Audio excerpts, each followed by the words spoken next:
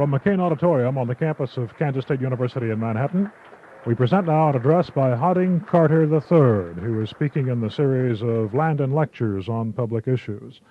Carter was originally scheduled to speak on the 13th of February, but had to cancel because of illness. This is the rescheduled event, and we will now switch to the stage of McCain Auditorium for the introductions, and the provost of the university, Dr. Kepi. Is Dr. Richard Gallagher, chairman of the Faculty Senate here at KSU.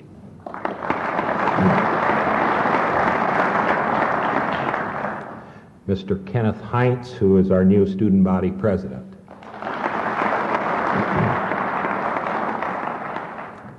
Dr. Bill Richter, who chairs the Landon Lecture Committee. And Mr. Edward Seaton, publisher of the Manhattan Mercury and chairman of the Landon Patrons.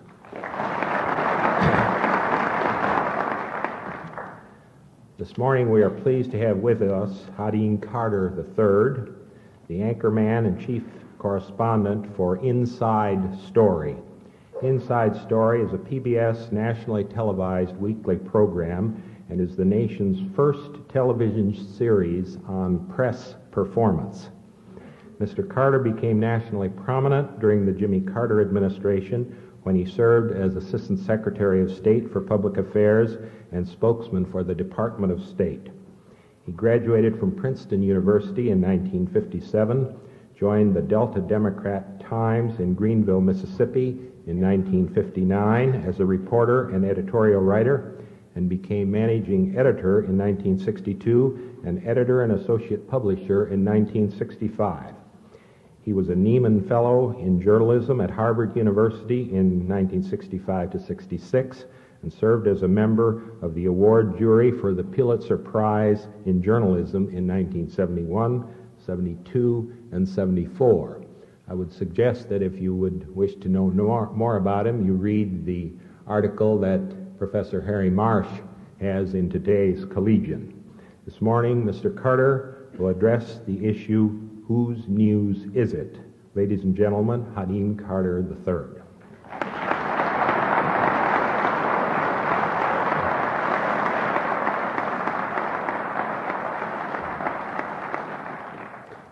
Thank you very much, and I'm glad that 7 weeks late, I'm finally here for the Landon Lecture.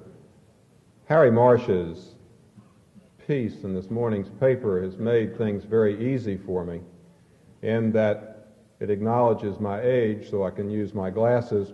It also helps to some degree to explain why it is I feel I have any qualification whatsoever to speak on this subject. I was for a while the State Department spokesman under Jimmy Carter, and there were those who wondered how it was that I got that job. Because I am here at a university, I thought that I'd offer a multiple choice test to all of you to explain it. You may make your own choice, of course. I will not be grading the paper. The first possibility that I would offer to you is that I was chosen because in the course of writing editorials over some 17 or 18 years in this business, I had concentrated on flood control and race relations and the agricultural economy and the State House in Jackson and the National Democratic Party, and those qualifications entitled me to speak on the foreign policy of the United States in Washington. That's option one. Option two is that I was chosen because in college I had written 2 junior papers on foreign policy matters which produced the lowest grades I ever made and hysterical laughter from my professors. And that's option two. The third option is that I was a political coordinator for Jimmy Carter in 1976. You have great difficulty, I know, with that one. The press corps of Washington also had great difficulty with the possibility that the small-town editor from Mississippi would be trying to explain to them the permutations of policy. Happily for them and happily for me, the Senate of the United States, in its infinite wisdom, took 4 months to confirm me in my post, which gave me an opportunity to find out what foreign policy actually was. I'm not sure it actually gave the Carter administration time to find out what it actually was, but we tried hard as we could over that period. I have been in this business of press critic or observer now for a couple of years, and have discovered what all observers have told me forever, that a lot of people in my profession are extraordinarily thin-skinned. In fact, I feel very much often when speaking to press audiences, in particular, like the knight, who I'm sure you recall, who went riding out one day to do his quest for his king and for honor and for glory, and was gone for 2 years. And then one day the watchman from the tower saw this battered figure swaying in his saddle, riding across the plain toward the castle, and they let down the drawbridge, and this emaciated horse clattered across, and the knight fell at the feet of his king in the courtyard. And the king looked down and said, "Sir Knight, what has happened to you? Where have you been?" And the knight said, "Sire, I have been to the east, murdering and pillaging your enemies." And the king said, "But I have no enemies to the east." And the knight said, "You do now, sire." I discovered that what I do believe to be a great and fine tradition, that is to say, a great and fine profession, is one which, great and fine though it may be, feels somewhat defensive about its errors. But let me not masquerade under false colors here today. While I function as a part-time press critic, I've spent most of my life as a practicing journalist. I still think of the newspaper world as the best old place of all, as we used to sing of my college, for reasons which are clear from heritage as well as practice. My 3.5 years in the State Department did not make me an embittered former public servant. I did not discover things there that I didn't know before. I was not suddenly made aware of the vagaries of the press. Most of what I discovered there simply reinforced old values or old perceptions. There was no journey to Damascus for me. I fell off no ass, and I experienced no blinding revelation. Much of what follows is based on my cumulative experience in the news gathering and news dissemination business, both as newspaperman and government official.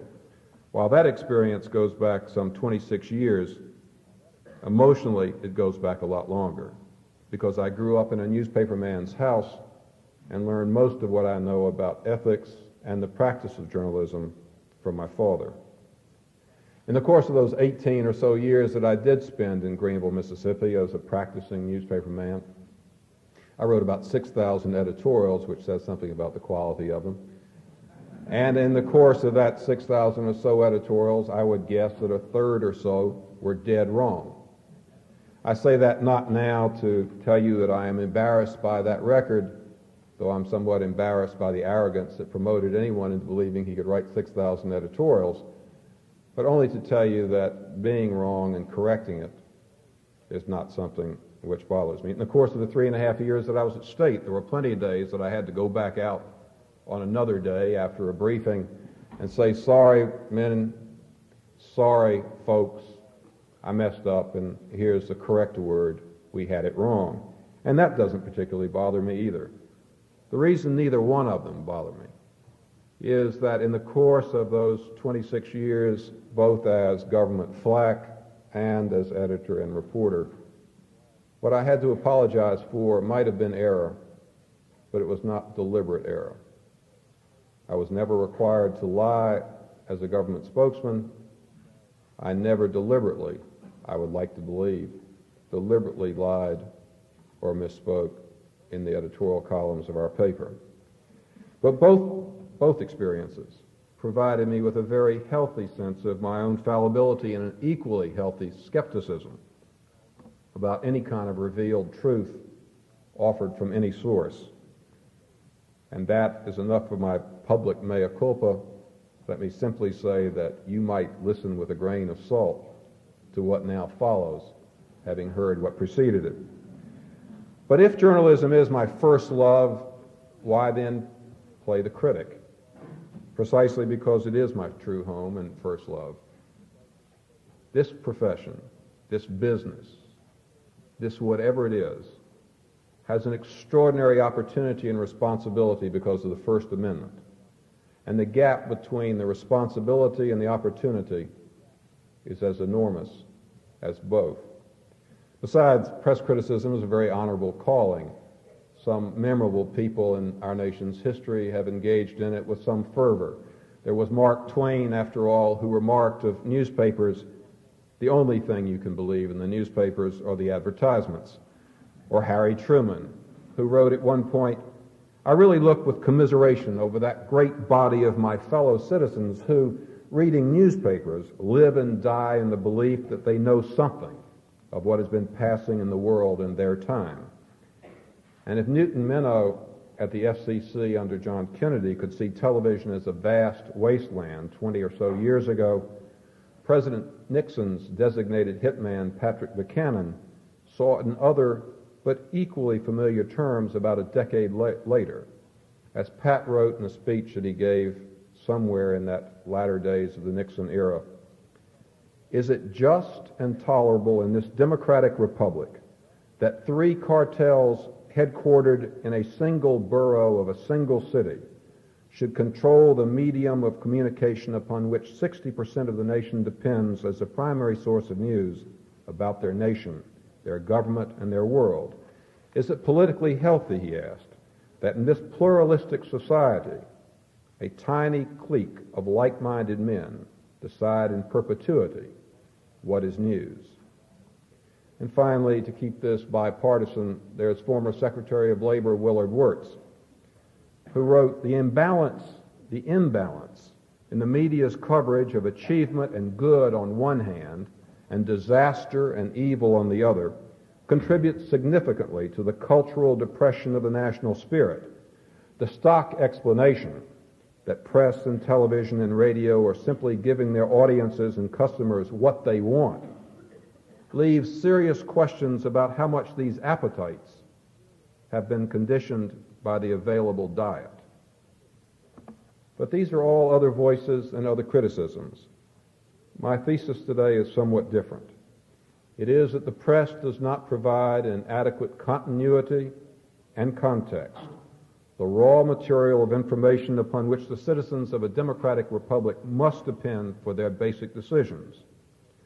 There is a corollary with which I will deal first and perhaps more quickly, which is that the major institutions of this society, whether they are government or business or professions, fail the same test, except in spades.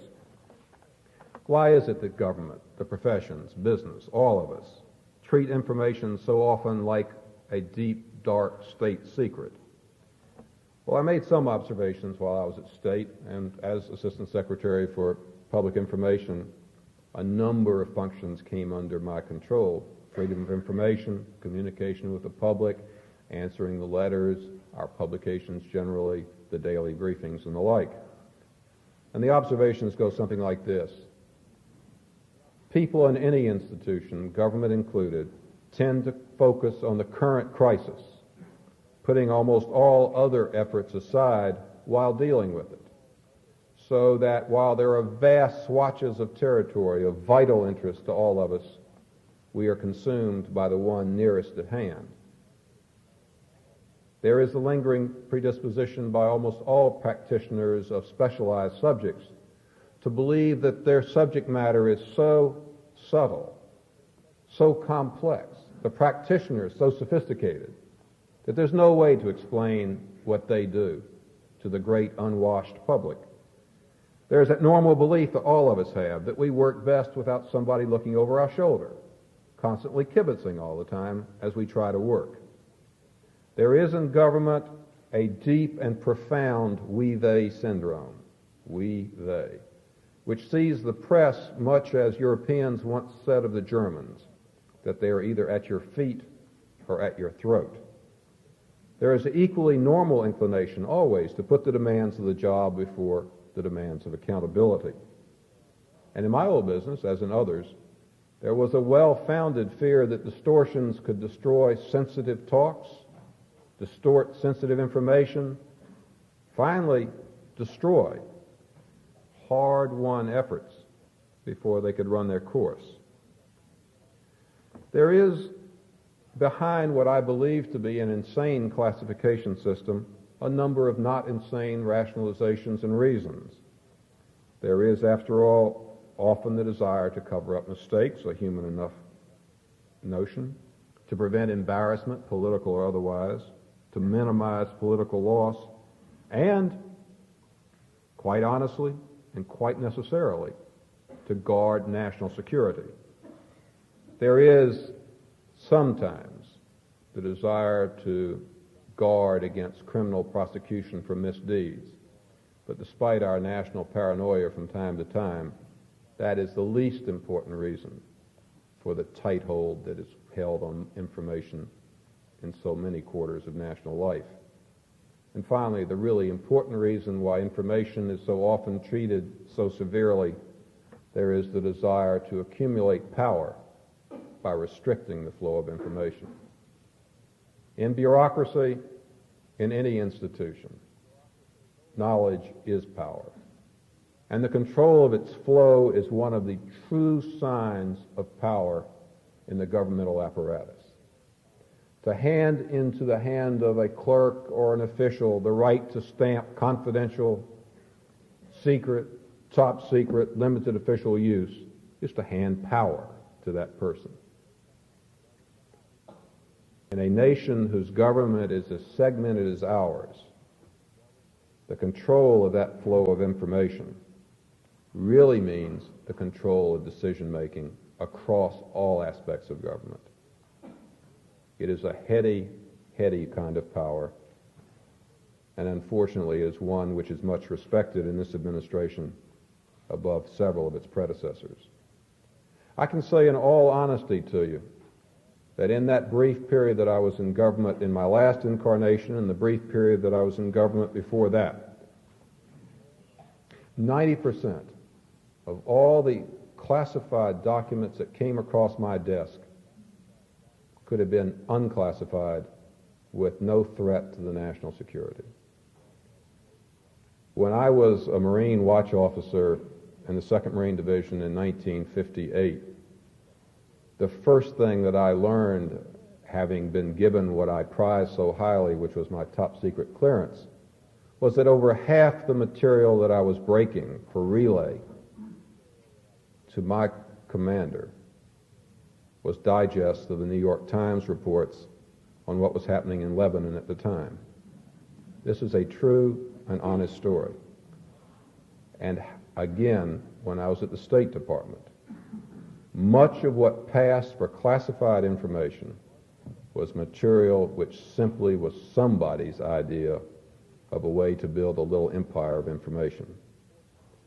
There are seriously important secrets which must be protected, and they are not protected well by a system that classifies everything, because as 4 different government commissions have said in the last 25 years, a system which classifies everything ensures the classification of nothing.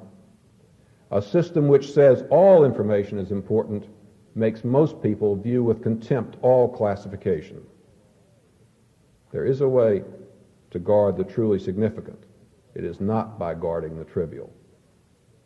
But enough of government, about which I could go on for some time. Let me instead come to the subject at hand, which is the working of this institution called the press, and how good or how poor a job it does in reaching you, the public. Well, the errors of the press when it comes to us, the public, or you, the public, are largely those of form and habit and journalistic convention, and then something different.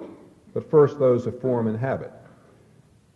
We live in a society which is in continuous flow, in which yesterday affects today, and today affects tomorrow, and last week has something to do with today, and last year has something to do with tomorrow. But the press deals with information as though you were all geese arising in a new world every day. And not only a new world every day, but every 12 hours. The news cycle in and of itself is an artificial distortion of reality. So when we write a new head on old information and pretend that it has something to do with a new world, we are perpetrating a fraud on you. When we tell you something about the temperature today as though it had something to do with the climate, we perpetrate a fraud. When we take a picture in time of a train in transit, and with that picture purport to tell our people that it says something about where the train is coming from, where it's going, the condition of the road bed, who's on it, why it's taking the journey, and indeed why that railroad line is there to begin with, we perpetrate a fraud on the people. When we live within the constraints of a system which makes no sense in the way people live, we distort by our very nature of operation. We were out in Tanzania once during the 17-year-long effort to find some resolution of what was called the Rhodesian Crisis in those days, and which led to the creation of Zimbabwe as a nation. There was a meeting going on between the Brits and the United States and the frontline states and the Patriotic Front. It was a 36-hour meeting. And in the course of that 36 hours, the finest reporters I've ever met said the following things about that meeting to the American people and a world audience generally. First, that conference had collapsed. Second, that the conference had scored a major breakthrough. And third, that the conference had stalemated. This in 36 hours about a conference that did none of those things whatsoever.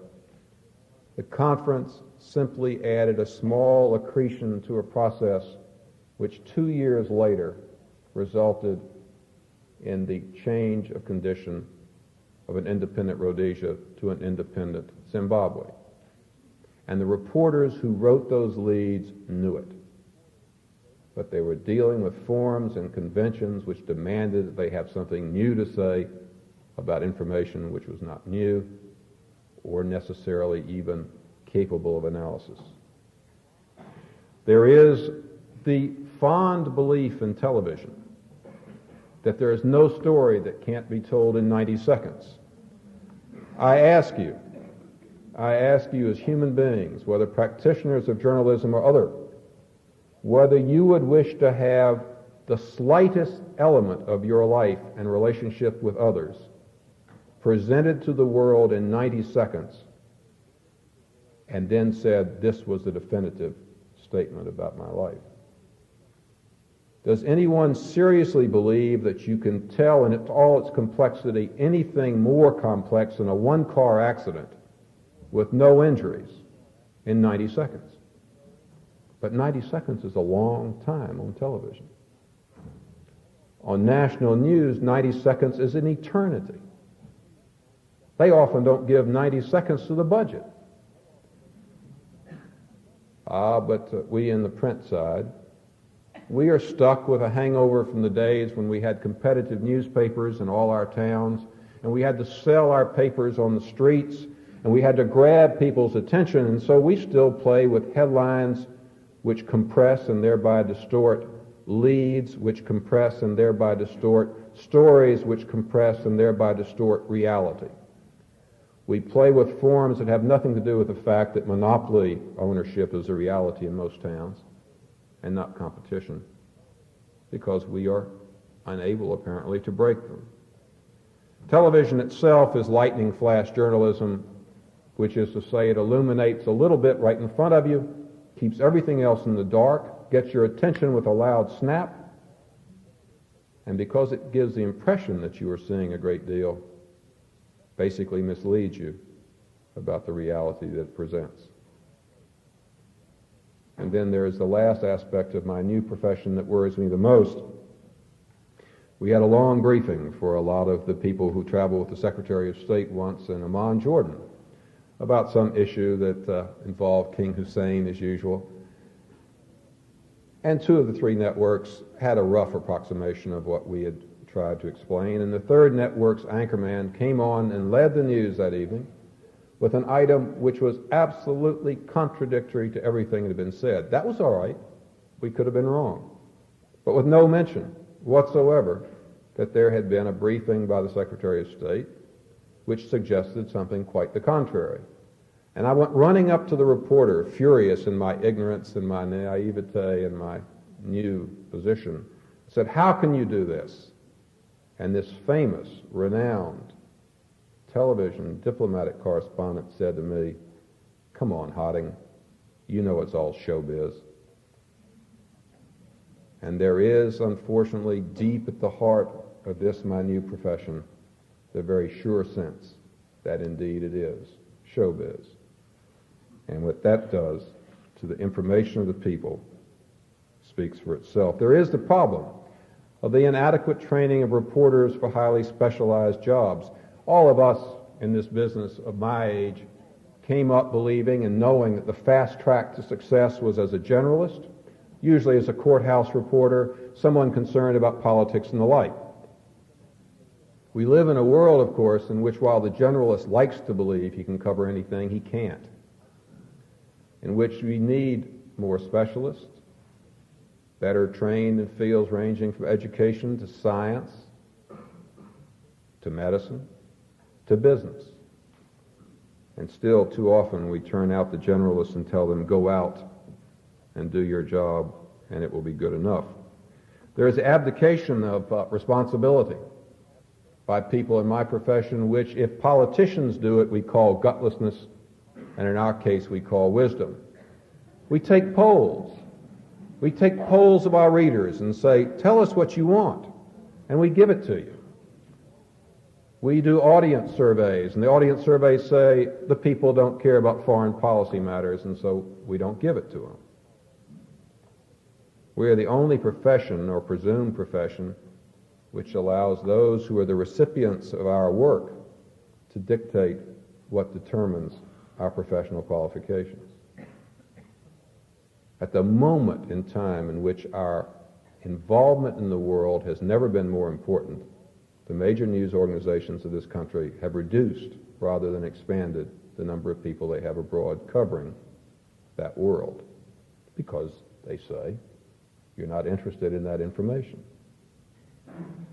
Well, I often think about Greenville, Mississippi, where I was and where we had a paper and where we did an inadequate job often of covering these very subjects. And sure enough, down there, the folks would tell you every time they didn't care about foreign policy, they didn't care about that mess over there, until, of course, you started breaking it down a little bit. And then it turned out that husbands and wives and children and those who had loved ones did care about the possibilities of war, of nuclear Armageddon. They did care about what might be happening in the arms race, though they knew little about the abstraction called SALT. They cared about dying even in some far-off place called Afghanistan, a word which used to be lengthened into Afghanistanism in my profession as a description of the irrelevant made manifest in newspapers. There's some irony in that, as a matter of fact. Afghanistanism as a symbol of the irrelevant. They care about the price of the suits that they bought and the shoes, even if they didn't know anything about something called the Tokyo Round. They cared about the sale of cotton and rice and soybeans abroad, even if they were turned off by trade talks given to them in indecipherable ways. What they wanted and what they needed was what we didn't give them. And that was information made relevant to their concerns and decipherable in terms not that could be read by the reader of Foreign Policy magazine, but by somebody in Greenville, Mississippi. One of the dirty secrets of the business I'm in is that we talk in closed circles when we talk too often.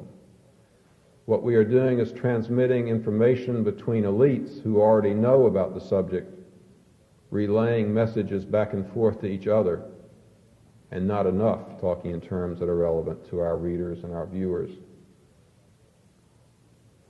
This is a digression from text for a moment, but the use of the anonymous source is the best example of that closed circle of the practitioners talking to the practitioners I know. Because those who are in government know from whence cometh those anonymous sources. Often those who are in Washington or in Jackson know it is who's being quoted, but we don't. We don't out here. We don't know the guy who just lobbed that grenade into the White House washroom is a person violently opposed to the position of the president. We don't know where he stands or she stands. But those who read it in the corridors of power do. And it's a communication for the initiated, by the initiated, to the initiated. And it's a fraud on you, people of this country. There's a problem in this flow of information in the long term which ought to be of concern to all of us. And that is the centralization of ownership of the major media of this country. This is not now the peroration of some wild-eyed radical. We sold our paper to a chain. It is a reality nonetheless, which should concern us. Because the basis of the First Amendment in this country was pluralism. The basis of the First Amendment was the notion of multiple outlets competing in each market loudly and vigorously. And the kind of progression that is taking place in the print media today, the medium today, is such that within 10 years, 4 major operations will control the vast majority of all newspapers of any significance. There is, when it comes to news, the smugness of those of us who are increasingly the fewer and fewer who control the more and more. We know we're big players in the big arena. We know that presidents and governors and local industrialists come to see us because we are the gatekeepers. And we become enamored of being big-time players and forget what our big-time mission really is. We begin to see ourselves as participants in the power game rather than reporters of the power game to those the power affects. And it hardly matters where that game is played, in Greenville, in Jackson, in Washington, in the world. Too many of us in the news business think of ourselves too often as assistant secretaries of state or intimates of the president or the governor's right-hand man, or whatever it may be, forgetting what our real task should be.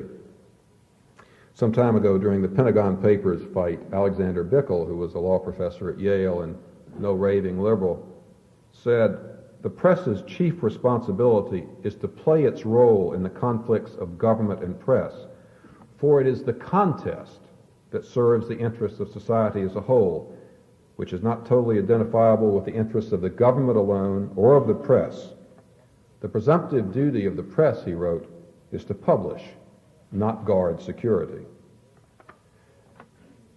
There is a problem for us, again, when it comes to what we do as how it affects you, that we forget that we are a large and powerful institution and are so perceived by you, the public, and that we should be a great deal more accountable than we are, that we should be more responsive to the concerns of those who are there.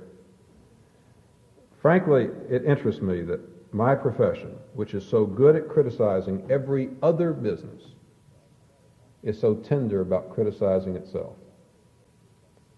I write a column for the Wall Street Journal, and I'm rather proud of the journal, because with a vigor matched only by its assaults on things democratic, it attacks other newspapers for their perceived errors. If there were more of that, and less of that gentleman's club approach to our own errors, the public might see us less as arrogant and isolated, and more as honest and open. Because we are big, and because we are powerful, and because we are so tied to the order of things as they are, the media in this country have seen not one coming wave of my lifetime.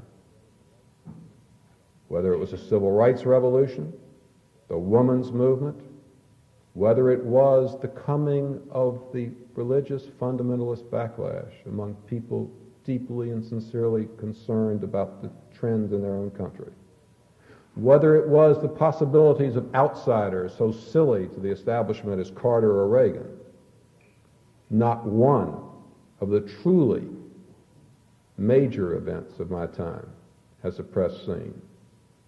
Tied as we are to the way things are and to those who have it and who have a stake in it, we are blind until the explosion bursts upon us.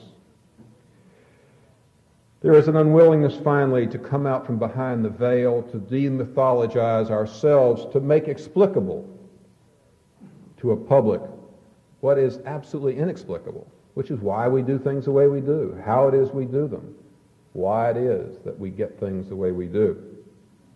We absolutely quail at the idea that there ought to be some measure in which we can be held responsible. So there was an attempt for 10 years to have a National News Council, which none of you, I expect, know anything about, because the press did a very good job of keeping it a secret, and the council, fearful of the press's reaction, did a very good job of being too passive.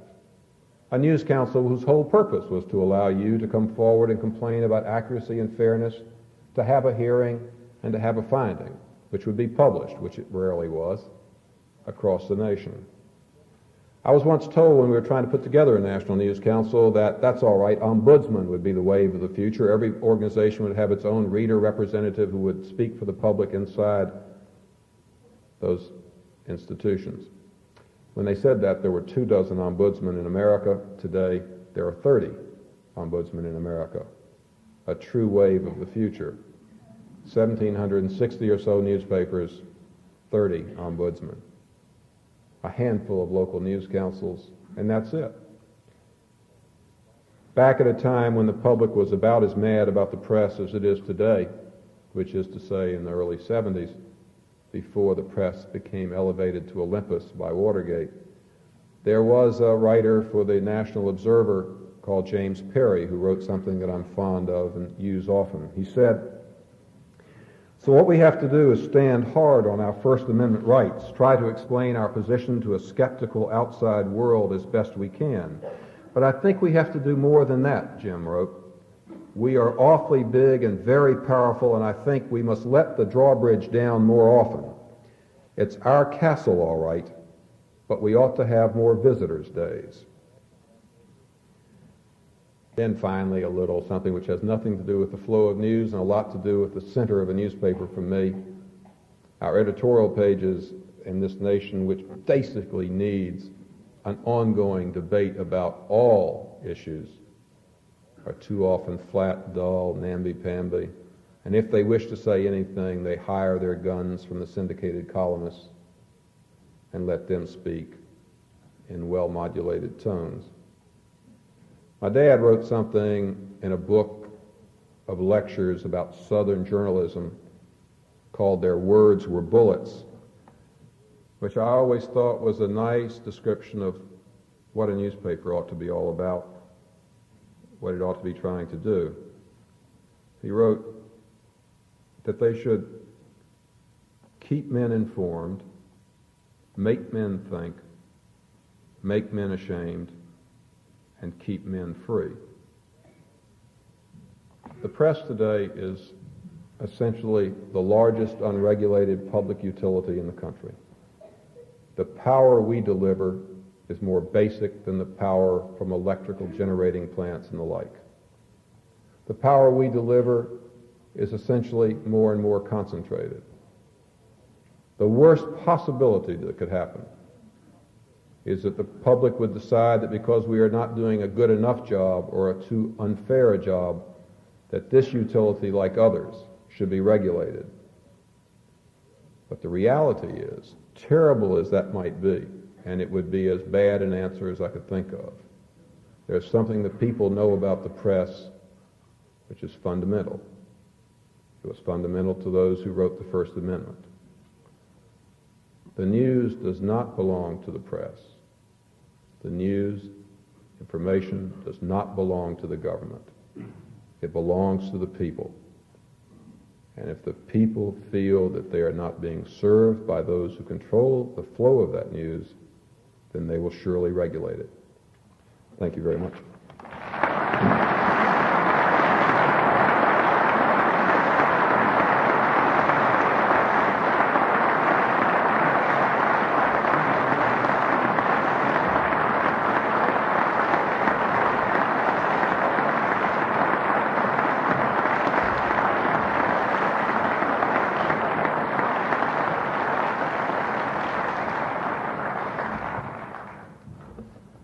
Mr. Carter, thank you for an outstanding contribution to this lecture series. Mr. Carter has agreed to answer a few questions at this time. I see one microphone on my right, and I think there's one on the left as well. Let me tell something very quickly as you come down to the microphones, and I hope you will. One of my contemporaries in the flack business in Washington had hanging behind his desk a statement which I always take to heart when I get ready to start answering questions. He was a spokesman for the Justice Department, a lawyer and former newsman, and it said, supposedly as an address from the Permanent Undersecretary for Foreign Commonwealth Affairs in Great Britain to some journalists, it said the following: "You think that we lie to you, and then you discover we don't, and you make an even greater mistake. You think we tell you the truth." I'm now prepared to take questions. Right. Yes, sir. Is that someone at a microphone? It's really quite easy. You get up and you ask the question, and the guy cuts you down for asking it. It's all right. It's no real problem. Yes, sir. What's your feeling about the takeover of the Chicago Sun-Times and ownership by Robert Murdoch? Well said, Burr Rabbit. Throw me. I'm doing a piece about the Murdoch. As a matter of fact, I'm doing 2 half-hour shows on Rupert Murdoch, the phenomenon, the press lord, and the American owner. Rupert Murdoch, I think, deserves a number of hard licks. Rupert Murdoch did not sell that paper, however. The Fields sold the paper. That's the first thing. The second thing is, strangely enough, Rupert Murdoch does what runs against the conventional grain across this country. He goes into metropolitan newspaper markets where papers are going under, buys them, and maintains competition in an area where competition might very well have vanished. Now, I don't happen to care for the product, frankly. The New York Post is an abomination. The Herald up in Boston is what it is. I don't know what he's going to do to the Sun-Times. There's every indication that after first coming in there and deciding he wanted to make it into the New York Post, he discovered that that was a fast way to extinction in Chicago, and it's backed way off of his initial plans. I hope so. I think it's a tragedy. Now I will say my basic line thing. I think it's a tragedy that a paper of the quality and true commitment to purpose of the Sun-Times should be put into hands which have different objectives. And Mr. Murdoch is very clear about the objective of the press. It is that it must be as good a product as a screw or a well-designed car or any other commercial product, so long as it's entertaining. And the key to all measures of its success is not quality, but simply money, and not depth, but simply entertainment. And he would not regard this as a criticism from me. It's what he says all the time. If that were to be the future for American journalism, it would be a disaster. Fortunately, it's not. He is yet to prove that he can make money with that formula in this country. He is yet to make money with that formula in this country. He subsidizes that formula in this country by the extraordinary sums that he makes doing the same thing in Britain, where they seem to have more tolerance for that kind of journalism than we do. But I just hope and pray that he never proves that you can make money with it. We have enough problems, as I've already outlined, without going down that road as well. Yes? You've given one scenario for public distrust and dislike of the press, which might be regulation. Another might be that people simply give up on the press and watch I Love Lucy reruns instead of the news and subscribe to their People magazine rather than Time magazine and don't take a newspaper at all except on Wednesdays to find out what's for sale at the grocery store. I find that even more scary, perhaps. Would you like to comment on the trends in newspaper and news consumption? I think I'd like to take your point a step further. What I find scary is generally a sense in the public at large that a number of institutions are simply not responsive to them or relevant to them anymore. It is a problem that we face in politics. It's a problem that we face in the press. There are some signs, some healthy signs, that that's reversing itself. I think that the script that you're writing, however, is just a little off. That in a business which is increasingly dominated by those who came from one side of it as opposed to the news side of it, we will simply alter our product to fit what we perceive to be the public desire. Going back to what Bill Wirt said, we will respond to what we think is the public appetite by proving to them that that's the only kind of fare they're going to get, and thereby cultivate the appetite even more. The trend, which I can only call in my head USA Today, in some quarters of American journalism seem to point that way right now, that we will simply give them bite-sized, digestible chunks of information which have about as much relevance to understanding as my trying to explain. Oh, well, we'll go into that. In any case, I'm more worried simply that we will pander as opposed to try to lead. It always worries me. But no, I think that people actually have a very strong sense, I'll take my own script actually though, have a very strong sense of the impact of the media on their lives, have a very strong sense of the gatekeeper function, and with enough outrage over some issue as we come along, could easily be stampeded. It wouldn't have to be a Republican, it could be a Democrat, it wouldn't have to be named Agnew, it could be named something else. Jimmy Carter is the first one to tell you that his fury about what he felt to be the responsibility of the press at the time he was in office was overwhelming. But Jimmy Carter or any other politician is not half as relevant as what the public itself thinks. And there, while happily it's still a mixed bag, there are a lot of reasons to be concerned in what you see and what you read, in polls and otherwise. Let me just tell a little story here because it's something that I was offered as a possibility by the editor of the Chicago Tribune while I was working on this Murdoch story. He said, well, you ought to do a piece sometime on newspaper people who have become the subjects of stories. He said, I will defy you to find a single one who will tell you that the story written about him or her was accurate and fair and full. And I will speak for myself. In a long history of public presentation, I have had only one story written about me which was totally correct from beginning to end. And that was in Rochester, New York. And that is a literal fact. And that is scary, folks. That is really scary.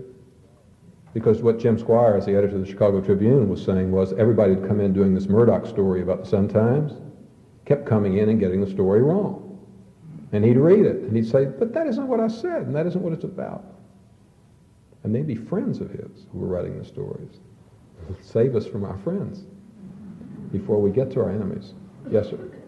You've referred to the media as a large, unregulated utility. Mm-hmm. And what form of regulation, if any, would you prescribe? I prescribe none. I am absolutely opposed to any notion of regulation. I was not being prescriptive, but descriptive.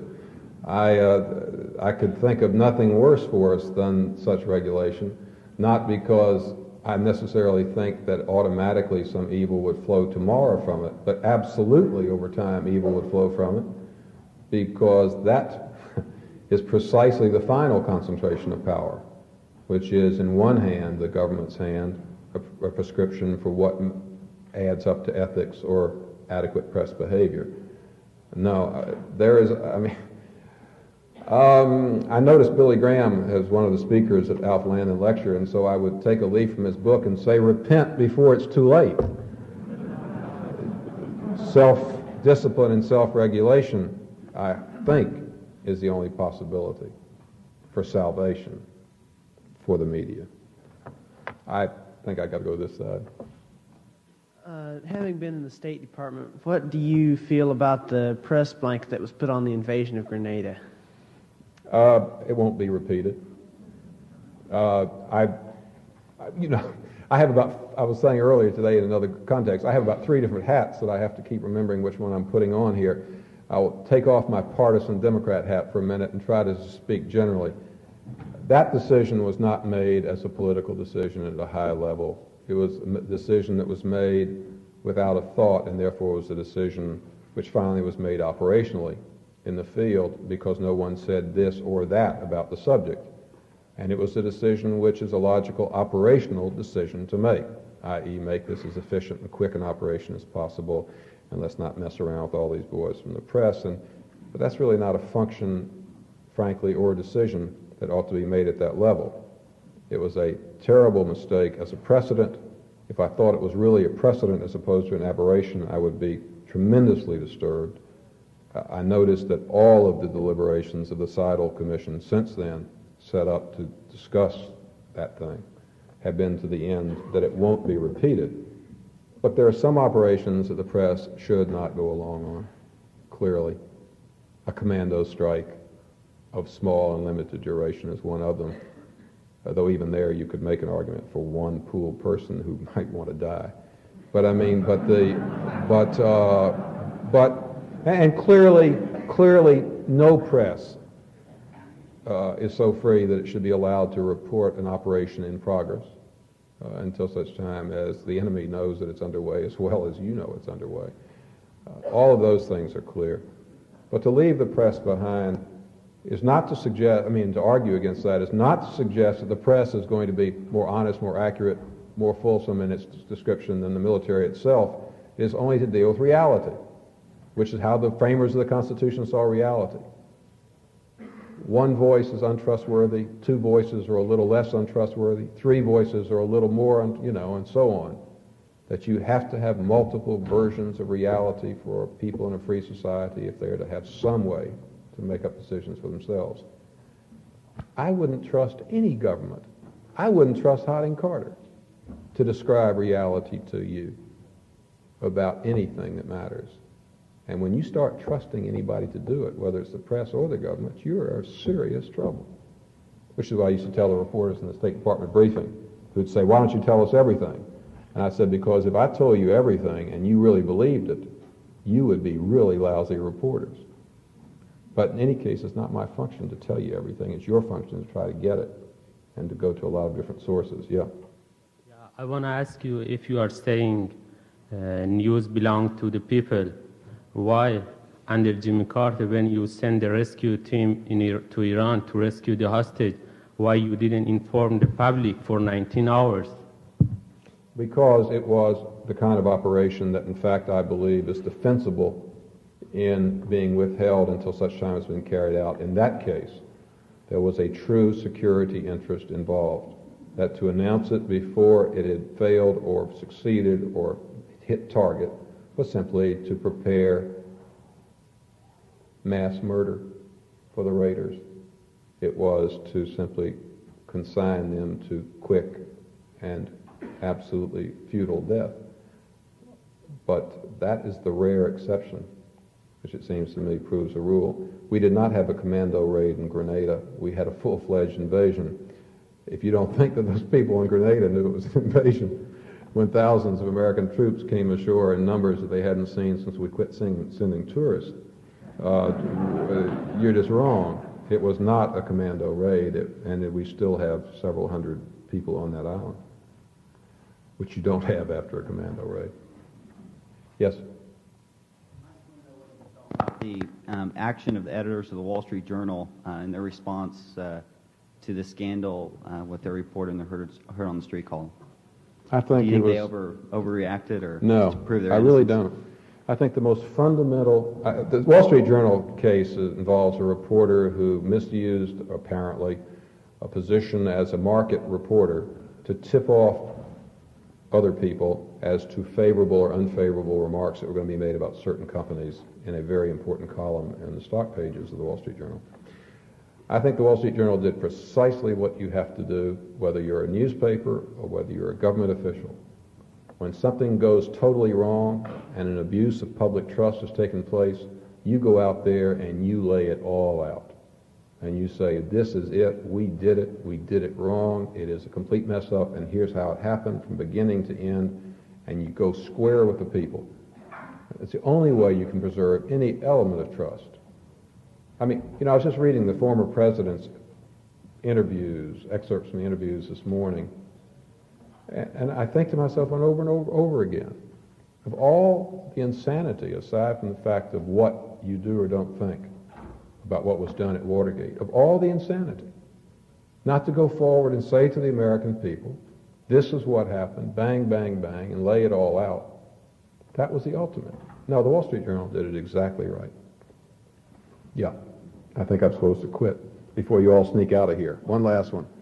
Having been both a member of the press and a spokesman for the administration, how would you rate the press's handling of crisis situations such as the Iranian crisis and the attempted assassination of President Reagan? Well, those are different things, and I would rate them in different ways, actually. They did a pretty good job on the assassination attempt.